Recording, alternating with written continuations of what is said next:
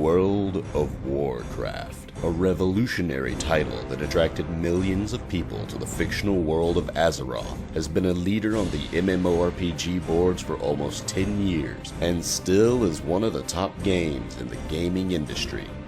The game leads the players into the vast and well-developed Warcraft universe, where the players can interact and play with millions of other players all across the globe. World of Warcraft was released by Blizzard Entertainment in 2004 and has since then brought the company nothing but success. But how did the Warcraft franchise start, and how did a small indie company like Blizzard Entertainment manage to reach the top of the industry?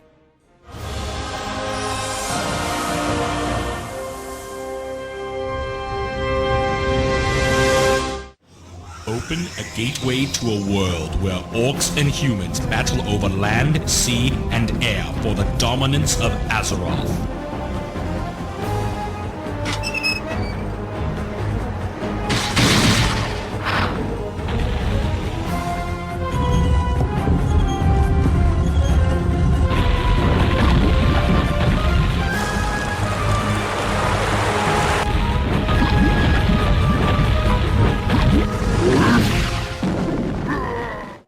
The big Warcraft universe that millions of players know today laid the foundation all the way back in late November 23rd of 1994, when the first Warcraft RTS game was made by Blizzard Entertainment. Initially, only the Microsoft DOS version was released, but it was quickly followed up by a Macintosh release in 1996. The game presented the mighty orcish forces from a distant world of Draenor invading against the human kingdom of Azeroth. Even though previously there were other successful RTS games such as Dune 2, Warcraft, Orcs and Humans brought many innovations such as conquering rebels of the player's race and limited forces missions, in which neither side could make further units. It also included single-player missions known as skirmishes that were not part of the larger campaign. In order to support single-player and multiplayer skirmishes, they used a random map generator, a feature that has been previously implemented in the turn-based game called Civilization. As a real-time strategy, one player, or AI, would present the human defenders, while another player, or AI, would present the orcish invaders. Each side tries to destroy the other by collecting resources and creating an army. In addition, both sides have to ward off dangers from the wild monsters, but sometimes can use some monsters as troops. The game plays in a medieval setting with fantasy elements. Both sides have melee units, ranged units, and also spellcasters. Warcraft, Orcs and Humans was a moderate critical and commercial success and laid the ground for Blizzard's style of real-time strategy games, in which personality was a distinctive element. The increasingly humorous response to clicking a unit repeatedly became the trademark of the company. Join the army, they said. See the world, they said. I'd rather be sailing. The game also came with detailed manuals which presented the backstory and the artwork of the game. Orcs and Humans was the company's first major success to that date, and for the first time, Blizzard Entertainment managed to be financially secure. Motivated by their success, they continued the franchise with a sequel, Warcraft 2: Tides of Darkness, which was first released for Microsoft DOS in December 1995. After the First War brought the fall of Azeroth, the humans retreated to the human kingdom of Lordaeron and fought the Second War. At first, the orcs again had the upper hand, but due to civil wars between the orcs, the Alliance got a chance to strike back, thus leading them to destroying the Dark Portal. Eager to engage in battle once again, the orcs constructed ships of war to bear them across the Great Sea.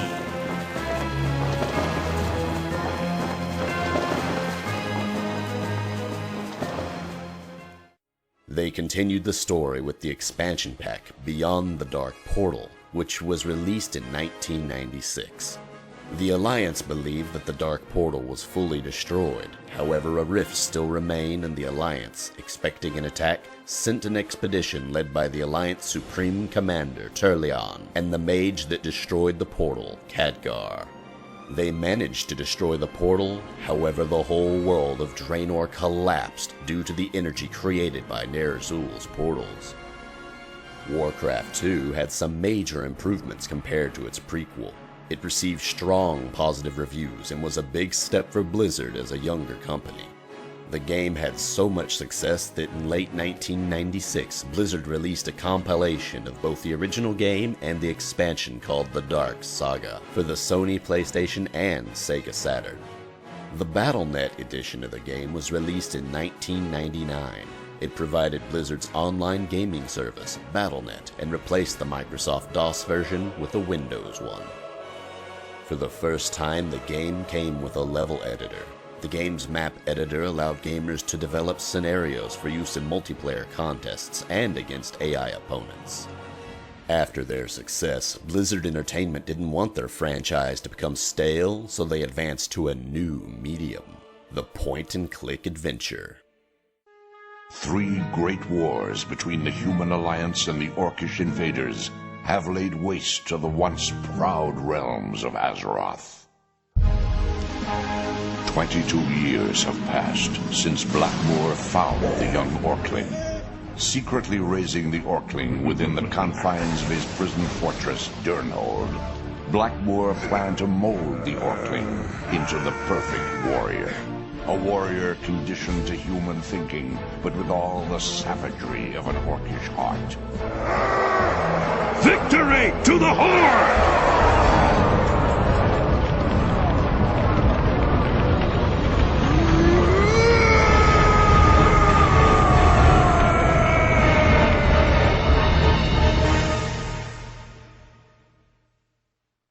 Blackmoor! Tonight you sleep in hell!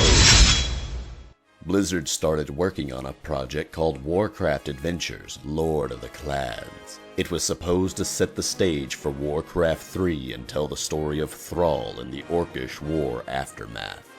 The game was set to release in late 1997, but it was pushed back to 1998, as now Blizzard was a financially secure company and they didn't have to rush projects in order to not run out of money as they had done previously.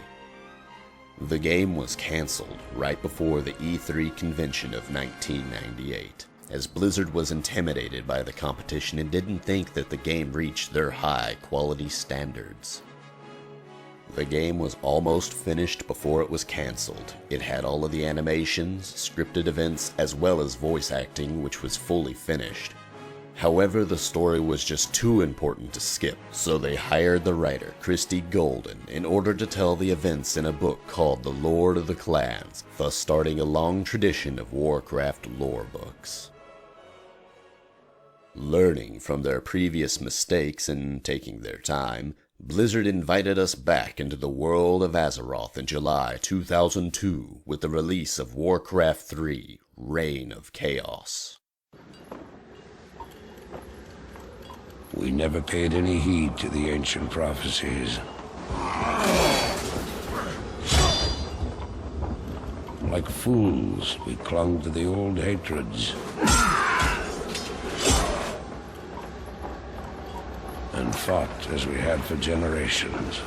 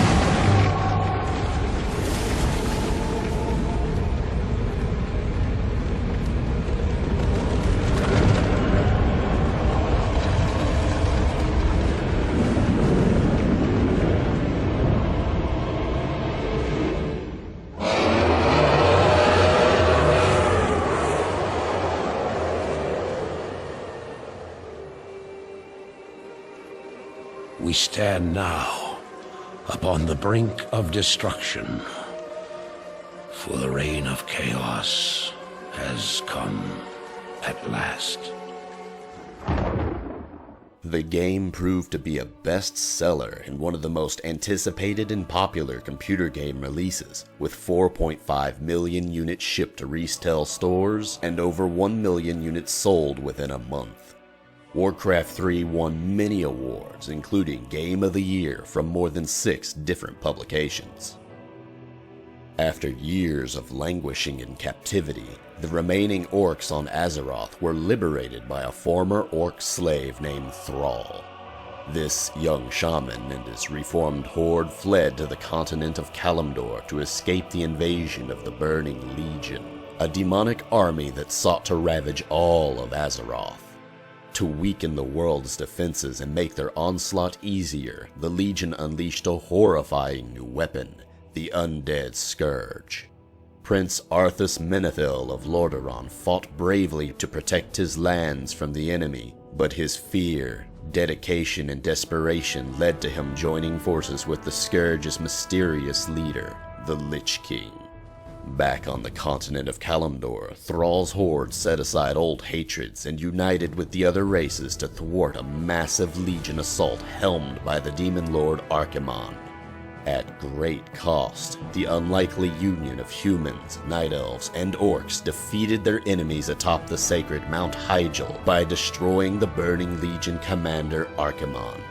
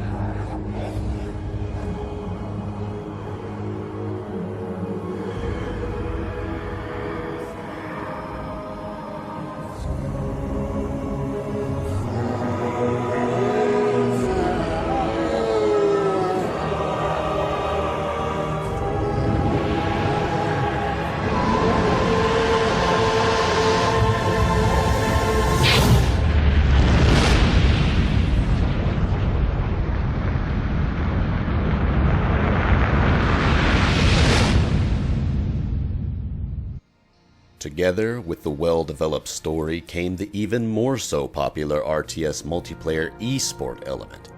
Warcraft 3 was a giant step forward from Warcraft 2.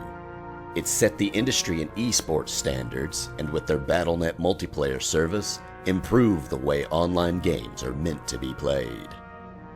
Not only was the game made in a new 3D engine with improved graphics, but also a real-world editor came together with the game, which allowed the players to create custom maps, campaigns, and modes. The release of the robust editor shaped the modding communities of today, such as the Hive Workshop community. Following their success and high rating averaging around 93%, Blizzard decided to release an expansion pack to the original Warcraft 3 game called The Frozen Throne in July 2003. While the armies of the humans, orcs, and their allies recovered from their battle against the Burning Legion, Arthas Menethil, now a cursed Death Knight, slaughtered the living residents of Azeroth's eastern kingdom in the name of the Scourge. But new forces emerged that threatened to destroy Arthas and his minions. The Banshee, Sylvanas Windrunner, freed herself from his iron bound and rebelled, creating a splinter faction of undead known as the Forsaken. And the demon-tainted night elf Illidan Stormrage, known as the Betrayer, sent his armies to the icy continent of Northrend to strike at the Lich King. Arthas rushed up to his master's defense and defeated Illidan, who fled to Outland in shame. At last, close to the seat of the Scourge's power, Arthas did the unthinkable and willingly merged his own spirit with that of the Lich King.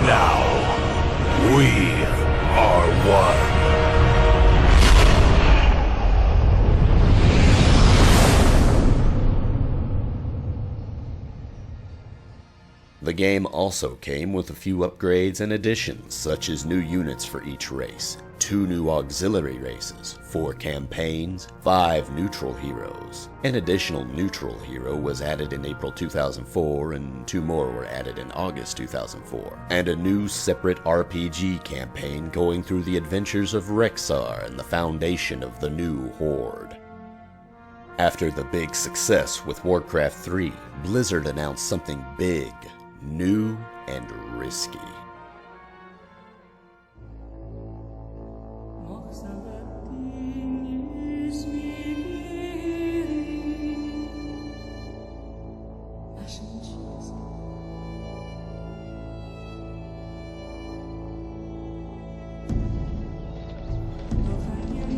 Beyond the gates of mighty kingdoms lies a vast, unexplored world.